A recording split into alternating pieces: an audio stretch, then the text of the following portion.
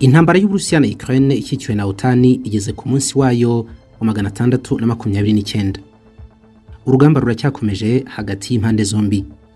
Hari amakuru avuga yuko Uburusiya buri gusuka ibisasu byinshi muri Kherson, ndetse andi akavuga yuko Ukraine ikomeje kwizirika hafi y'uruzi rwa Dnipro, aho yafashe utundi duce twegereye uruzi.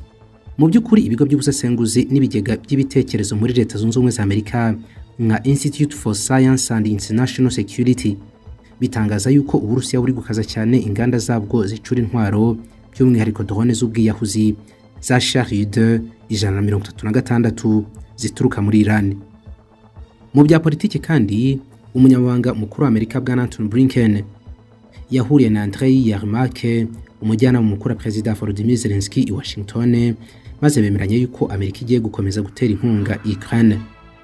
Ku rundi ruhande kandi, Joseph Borrell ushinzwe ububanyi n'amahanga mu bumwe bw'Uburayi yatangaje yuko bari kunononsora neza ibihano bishya bagiye gushyiriraho Uburusiya, aho bizaba birimo no gukumira diyama yabwo. Ibi bihano ngo bishobora kwemezwa neza ku munsi wo kwa gatatu w'iki cyumweru. Mu yandi makuru kandi, umudepite wo muri Ukraine witwa Alexander Dubinski yabwiye ko ari gukekwaho ubugambanyi bwo gukwirakwiza amakuru y'igihugu ku butegetsi bwa Ukraine no gukorana n'ubutasi bw'Uburusiya. Inzego z'ibanga za Ukraine zavuze yuko zari zimaze iminsi zimukurikirana, ariko zirinda kuvuga amazina ye. Umuyobozi wungirije mu nteko ya Ukraine bwana Yaroslav Inshushini niwe waje guhishura izina ry'umudepite wakekwaga. Ukraine kandi iratabaza uburengerazuba bw'isi ibusaba kuri ya systeme nyinshi z'ubwirinzi bwo mu kirere muri ibi bihe by'ubukonje yinjiyemo. Ni nyuma yuko mu gihe nk'iki ngiki cy'umwaka ushize Uburusiya bwari bwibasiye bikomeye cyane ibikorwa remezo by'ingufu bukoresheje indege z'intambara hamwe na drone. Ikaze kuri GGO, aya namwe mu makuru ari kuvugwa mu makimbirane ya Ukraine n'Uburusiya ageze ku munsi wa 629. Chancelier y'Ubudage akemeza yuko yiteguye kuganira na bwana Putin. Ikaze.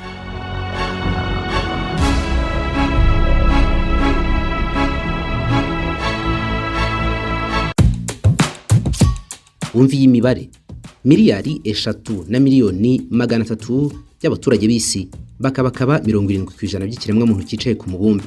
Mu buryo bumwe cyangwa ubundi, aba bantu bashobora kuvugana cyangwa bagahura byoroshye, bikorwa n'ihuzanzira rya internet.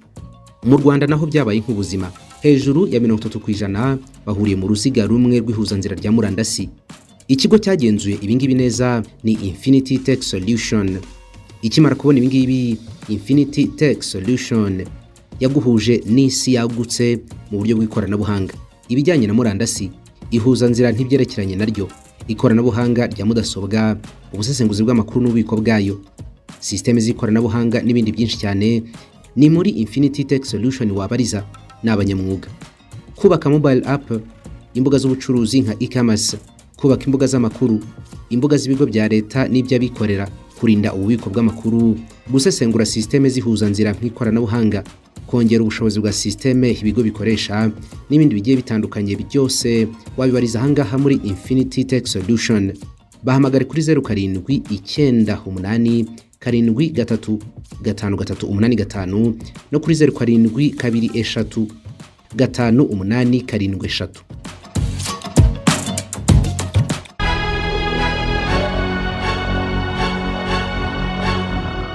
Ukraine ihanganye n'igihe kibi cyane cy'ubukonje budasanzwe. Ni ibitangazwa na Minisitiri w'Ububanyi n'Amahanga wa Ukraine bwana Dmytro Kuleba, uhamagarira uburengerazuba bw'isi guha ubutegetsi bw'i Kiev systeme z'ubwirinzi bwo mu kirere kugira ngo bubashe kurinda ibikorwa remezo by'ingufu.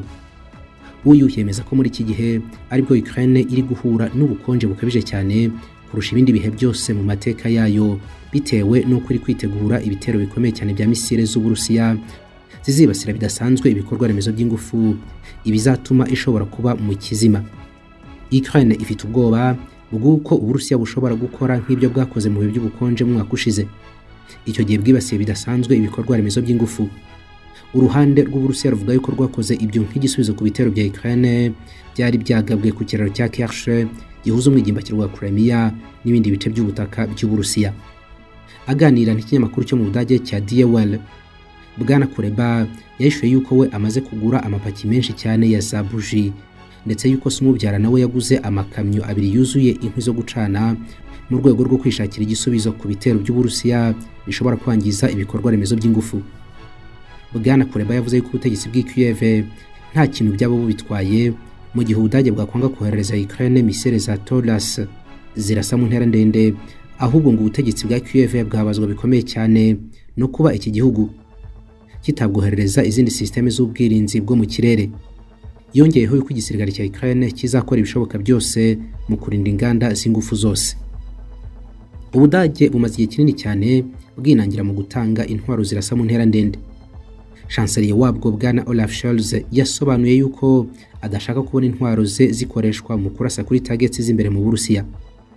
Avuga kuri iyi ngingo mu kwezi kwa 9, Minisitiri w'Ububanyi n'Amahanga mu Budage Madame Annalena Baerbock yasobanuye neza izi ntwaro zirasa mu ntera ndende kandi zihambaye gutya. Yongeraho yuko iyo Ubudage bwohereje intwaro buba bushaka yuko zikoreshwa imbere muri Ukraine gusa ku mbuga y'urugamba zitagomba kuraswa mu Burusiya. Kuba Ukraine igiye guhangana n'ubukonje budasanzwe kandi bugoranye cyane byari byanatangajwe mbere n'umuyobozi mukuru w'inama nkuru y'umutekano wa Ukraine Bwana Alexei Danilov, wavuze yuko abategetsi bakuru muri Ukraine baganiriye inshuro nyinshi cyane kuri iyi ngingo bagashaka uburyo bushoboka bwose bwo kwirengera no guhangana n'ingaruka zishobora guturuka kwiyangirika ry'ibikorwa remezo.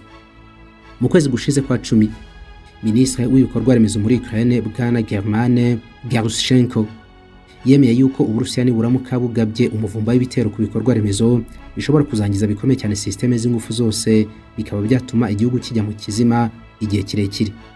Yasabye abaturage kugura za generateur zabo no gufata ingamba zo guhangana n'ibihe bikomeye cyane ubwo ingufu zizaba zangijwe. Mu ntangiriro z'ukwezi kwa 7 yagaragaje yuko ibitero by'Uburusiya byamaze kwangiza 50% by'inganda za Ukraine zitanga ingufu z'amashanyarazi, aho zimwe na zimwe ngo bidashoboka yuko zanasanwa. Mu kwezi kwa 10 2022 nibwo Uburusiya bwatangiye kwibasira ibikorwa remezo muri Ukraine buyishinja kugaba igitero cy'iterabwoba ku kiraro cya Crimea. Mu ruzinduko umujyanama mukuru wa perezida wa Ukraine yagiriye muri Amerika Bwana Andrei Mark yabwiwe n'umunyamabanga mukuru wa Amerika Bwana Antony Blinken yuko Amerika iri kureba ingamba zikwiriye zafatwa kugira ngo hakumirwe yuko ibikorwa remezo by'ingufu muri Ukraine byakwangizwa n'ibitero by'Uburusiya muri iki gihe cy'ubukonje. Hagati aho Leta Zunze Ubumwe za Amerika ngo ziri gushirirwa na systeme z'ubwirinzi bwo mu kirere. Ibi ngibi byo byatangajwe n'ikinyamakuru The Wall Street Journal cyemeza yuko Amerika kuba ikeneye za bateri nyinshi za systeme z'ubwirinzi zijya mu burasirazuba bwo hagati bishobora kugira ingaruka kuri Ukraine, kandi nyamara nayo ikeneye ubwirinzi n'izi systeme by'umwihariko muri ibihe by'ubukonje. Gukomeza gututumba k'umwuka w'intambara mu burasirazuba bwo hagati byatumye Leta Zunze Ubumwe za Amerika zishyira izindi bateri 6 muri systeme z'ubwirinzi bwa MIM 104 Patriot. Ibyatumye umubare w'izi systeme ziri mu burasirazuba bwo hagati wikuba inshuro 2 nk'uko The Wall Street Journal yabitangaje. Iki kinyamakuru rero gihera kivuga ko Minisiteri y'Ingabo muri Amerika Pentagon iri kugenda ishirwa n'ingano za systeme z'ubwirinzi ziri mu bubiko kandi zishobora gukoreshwa igihe cyose. Gushyiraho izi systeme mu burasirazuba bwo hagati ngo byatewe n'ibitero bya drone biherutse kugabwa ku birindiro by'ingabo za Amerika biri muri Iraq ndetse na Syria.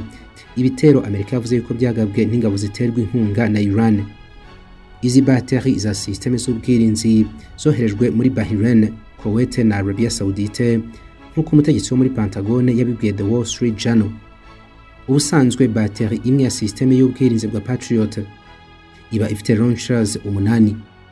Amakuru yemeza yuko Leta Zunze Ubumwe za Amerika zishobora kuba zifite bateri 60 zose hamwe, aho zimwe na zimwe zashyizwe ahantu hatandukanye hanze y'igihugu nko mu Budage, mu birindiro bya Guam na Korea y'Epfo.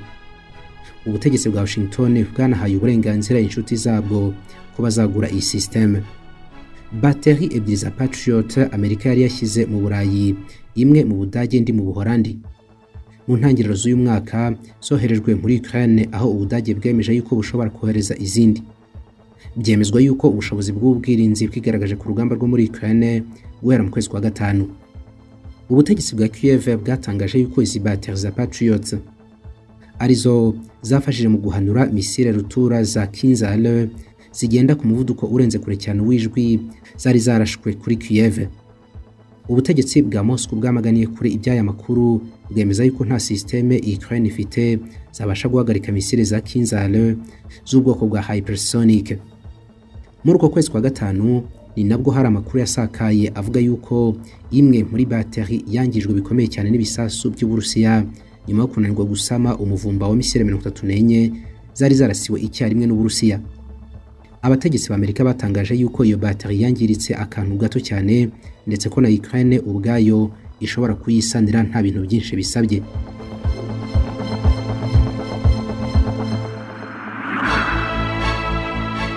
Naho mu yandi makuru, chancelier y'Ubudage bwana Olaf Scholz avuga yuko yiteguye kuganira na perezida w'Uburusiya Vladimir Putin.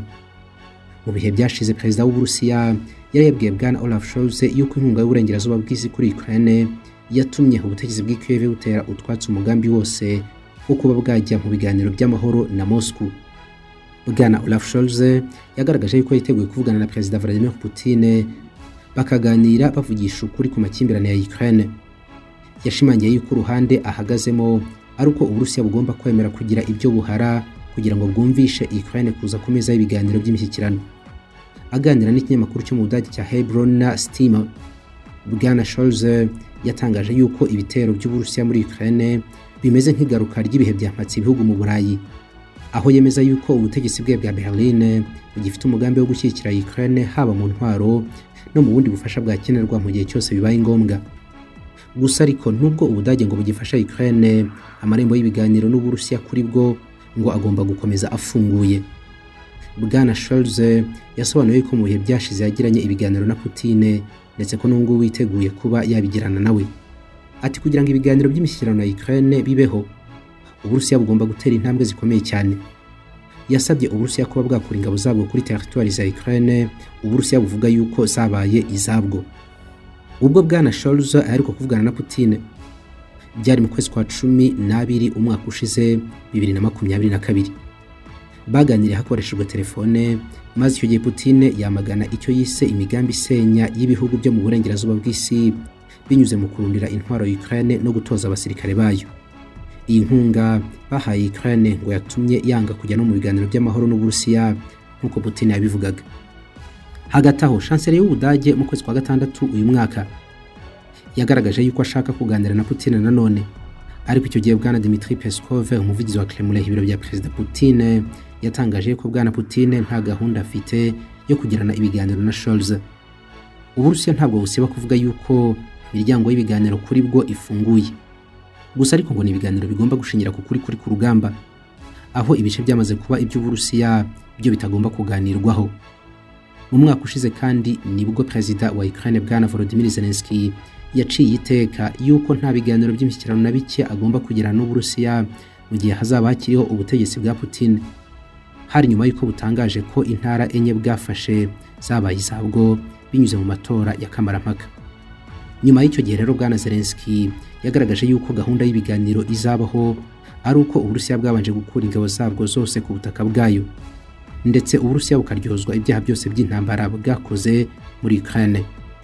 Uburusiya kandi bwamaganiye kure iyo gahunda ya Zelensky, buvuga yuko nta shingiro na rito ifite.